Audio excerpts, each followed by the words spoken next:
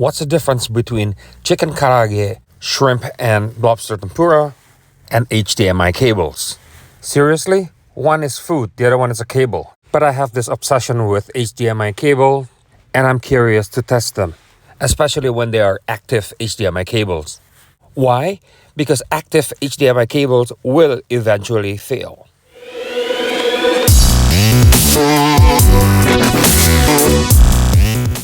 Active HDMI use electronics inside.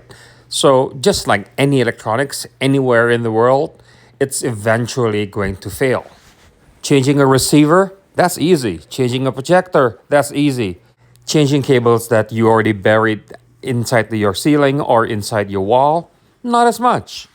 Ideally, if we can use a fiber optic cable and replace the head and the tail of the cables, that'll be perfect. This way, you don't need to re-pull another HDMI cable from the projector to the receiver. Just like this Ruipro fiber optic active HDMI with replaceable heads and tails. I was simply perusing my Amazon.ca. You can find the link in my description. It looks promising. It looks exactly what I have in mind. So I ordered 2 of them. This way I can change around the heads and the tails of the cables.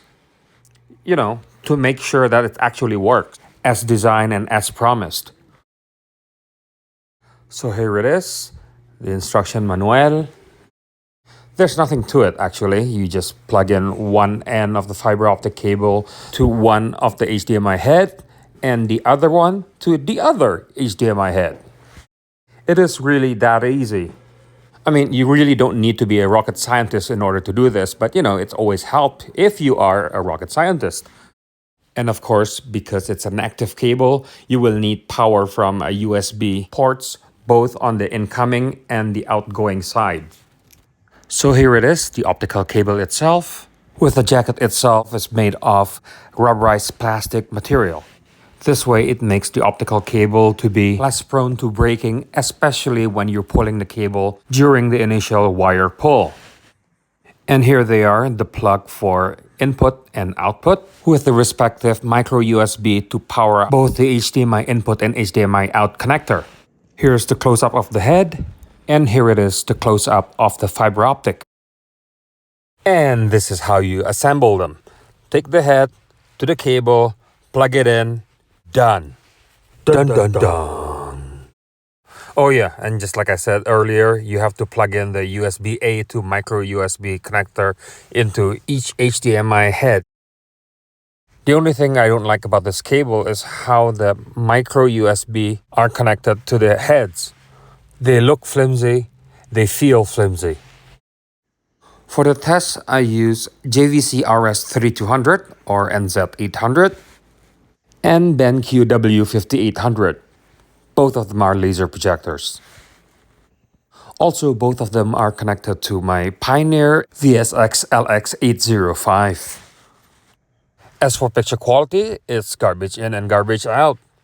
In fact, if there's any cable manufacturer that says it's going to make the picture quality better, stay away. The main differences between cables are usually the longevity and stability of the cable. As far as stability goes, well, it works well. And as for longevity, well, only time can tell. They eventually gonna die, and it's only a matter of time. That's why I like this cable, because one day if it dies, I just have to change the head. And there's no need for me to pull another wire. So I only need to detach the old head and put a new head in, just like this. Like this.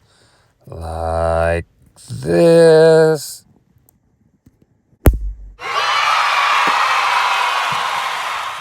And you do the same with the other end of the cable. So, what's my verdict? Conceptually, this is perfect, provided Ruipro keeps manufacturing the heads for these cables. So if you're still here, thank you very much for watching. Click like, share, and subscribe to my channel. And don't forget to click the bell notification button so you'll be notified when there's a new video that I uploaded. Thank you very much for watching, and goodbye.